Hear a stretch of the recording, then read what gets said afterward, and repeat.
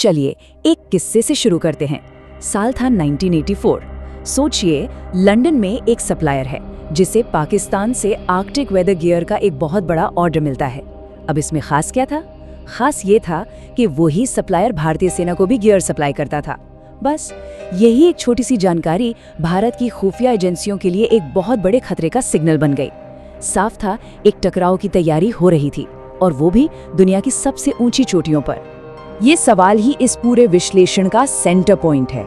आज हम जिन मिशनों की बात करने वाले हैं वे सिर्फ मिलिट्री एक्शन नहीं थे, नहीं, बल्कि ये भारत की स्ट्रेटेजिक सोच में आए एक बहुत बड़े बदलाव का सबूत थे। ये वो केस स्टडीज हैं जो बताती हैं कि कैसे एक देश ने हालात को अपने काबू में लेना शुरू किया।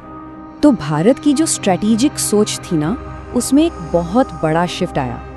पहले हम रिएक्ट करते थे, मतलब खतरा होने के बाद जवाब देते थे। अब हम प्रोएक्टिव हो गए थे, यानी हम खुद पहल करके स्ट्रेटेजिक माहौल को अपने हिसाब से ढालने लगे थे। और ये जो पूरा बदलाव है ना, इसे हम इन सीक्रेट ऑपरेशंस के जरिए ही समझेंगे। तो आगे हम क्या क्या देखने वाले हैं? पहले समझेंगे कि ये रिएक्शन वाला दौर क्या था, फिर ऑपरेशन मेघदूत और कैक्टस का बारीकी से विश्लेषण करेंगे, और फिर जानेंगे इन सफलताओं के पीछे की खुफिया ताकत यानी रॉ की भूमिका को, और आखिर में देखेंगे कि इन सब ने मिलकर भारत को एक नई शक्ति कैसे बनाया। अच्छा, तो ये सब समझने के लिए ना थोड़ा पीछे चलना होगा। 1962 की लड़ाई के बाद से ही भारत की सीमाओं पर तनाव था।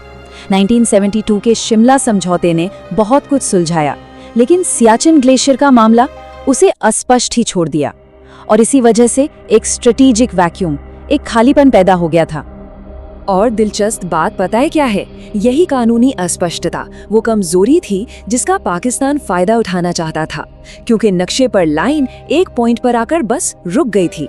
पाकिस्तान ने ये कहना शुरू कर दिया कि ग्लेशियर का ज्यादातर हिस्सा तो उसके कंट्रोल में आता है, और बस इसी खाली जगह को भरने के लिए एक सीक्रेट रेस शुरू होने वाली थी।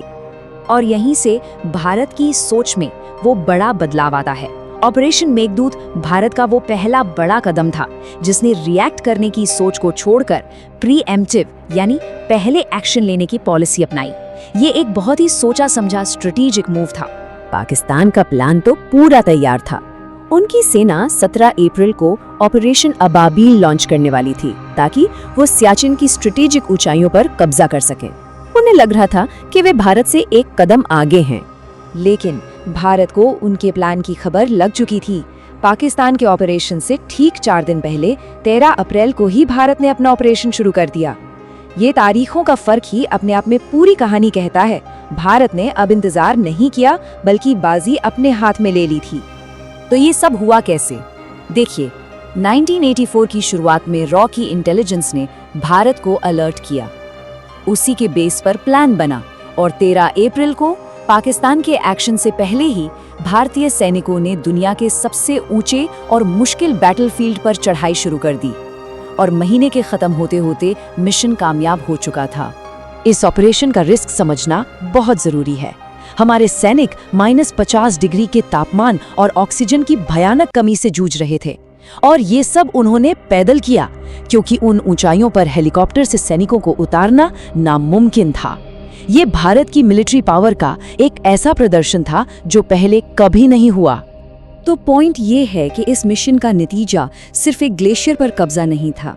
इसने उस इलाके में एक नया और परमानेंट स्टेटस को बना दिया, और दुनिया को एक साफ सिग्नल दे दिया कि भारत की स्ट्रेटेजिक सोच अब पूरी तरह बदल चुकी है। रिएक्शन का दौर खत्म हो चुका था। चलिए अब आगे बढ़ते हैं। मेघदूत की कामयाबी ने ना एक नए तरह के मिशन के लिए रास्ता खोल दिया। अपनी सीमाओं से बहुत दूर, बहुत तेजी से पावर प्रोजेक्शन। अब भारत सिर्फ अपनी सरहदों की रक्षा नहीं कर रहा था, बल्कि अपने पूरे क्षेत्र में स्थिरता कायम करने की क्षमता दिखा रहा था। ये संकट आया 3 नवंबर 1988 को। कुछ भाड़े के सैनिकों ने मालदीव में तख्ता पलट करने की कोशिश की। वहां के राष्ट्रपति ममून अब्दुल गयूम ने दुनिया की कई बड़ी ताकतों को SOS भेजा, मदद की गुहार लगाई। और देखिए नतीजा क्या हुआ। जब दूसरे देश सोच ही रहे थे कि क्या करें, भारत ने एक्शन ले लिया था। SOS मिलने के सिर्फ 9 घंटों के अंदर भारतीय सैनिक मालदीव के रास्ते पर थे। ये जो स्पीड थी, ये जो डिसीजन था, ये उस वक्त अभूतपूर्व था। ये ऑपरेशन मिलिट्री कोऑर्डिनेशन का एक बेहतरीन उदाहरण था। प्रधानमंत्री की मंजूरी से लेकर 3700 किलोमीटर की लंबी उड़ान तक आर्मी, एयरफोर्स और नेवी तीनों ने एक साथ मिलकर काम किया। सिर्फ 16 घंटों में सरकार को वापस बहाल कर दिया गया। ये भारत की रैपिड एक्शन क्षमता का एक जबरदस्त प्रदर्शन था। ऑपरेशन कैक्टस का स्ट्रैटेजिक नतीजा बहुत बड़ा था। इस एक मिशन ने भारत को इंडियन ओशन रीजन में नेट सिक्योरिटी प्रोवाइडर के तौर पर स्थापित कर दिया। मतलब एक ऐसी ताकत जो न सिर्फ अपनी रक्षा कर सकती है बल्कि अपने पड़ोसियों की स्थिरता की गारंटी भी दे सकती है। तो सवाल ये है कि भारत अचानक इतने निर्णायक एक्शन लेने में कामयाब कैसे हो गया? इसका जवाब मिलिट्री पावर के साथ साथ एक और बहुत जरूरी चीज में छिपा है, वो इंटेलिजेंस मशीनरी जो ऐसे एक्शन की नींव रखती थी। ये एक लाइन पूरी कहानी का सार है। मेघदूत और कैक्टस जैसी सफलताएं बिना सटीक और टाइम पर मिली इंटेलिजेंस के मुमकिन ही नहीं थी। और ये जानकारी देने वाली एजेंसी थी रिसर्च एंड एनालिसिस विंग यानी रॉ। रॉ का जन्म ही एक जरूरत से हुआ था। 1962 की लड़ाई ने ये साफ कर दिया था कि हमें एक डेडिकेटेड एक्सटर्नल इंटेलिजेंस एजेंसी चाहिए। इसलिए 1968 में रॉ की स्थापना हुई, जिसका एक ही मकसद था, भारत के रणनीतिक हितों की रक्षा के लिए जानकारी जुटाना और एक्शन को मुमकिन बनाना। रॉ का रोल सिर्फ जानकारी देना नहीं था। मेघदूत में उन्होंने ही पाकिस्तान का प्लान बेनकाब किया। कैक्टस के लिए उनके पास पहले से ही प्लान तैयार थे। और हमें ये भी नहीं भूलना चाहिए कि 1971 की लड़ाई में रॉ ने ही मुक्ति बाहिनी को ट्रेन करके जंग का नतीजा बदलने में एक बहुत बड़ी भूमिका निभाई थी। तो अब इन सभी टुकड़ों को एक साथ जोड़कर देखते हैं। जब हम इन सभी मिशनों को एक साथ देखते हैं तो एक बहुत ही साफ तस्वीर उभरती है, भारत के एक रीजनल पावर के तौर पर बदलने की तस्वीर।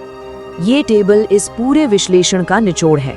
देखिए, ऑपरेशन मेघदूत ने डिफेंसिव सोच से प्रीएम्प्टिव एक्शन की तरफ शिफ्ट दिखाया, जिसका नतीजा एक नया स्ट्रेटेजिक एडवांटेज था। वहीं ऑपरेशन कैक्टस ने भारत की अपनी सीमाओं से दूर तेजी से एक्शन लेने की क्षमता को साबित किया, जिससे इस क्षेत्र में उसकी भूमिका एक सिक्योरिटी प्रोवाइडर की बन गई। और हम आपको इसी एक सवाल के साथ छोड़कर जाते हैं। ये ऑपरेशन सिर्फ इतिहास की घटनाएं नहीं हैं, बल्कि ये वो नींव है जिस पर आज के भारत की स्ट्रेटेजिक सोच खड़ी है। सवाल ये नहीं है कि भारत ने अतीत में क्या किया, बल्कि ये है कि इस बढ़ी हुई क्षमता और बदली हुई मानसिकता का इस्तेमाल वो 21वीं सदी की नई और जटिल चुनौतियों से निपटने के लिए कैसे करेगा।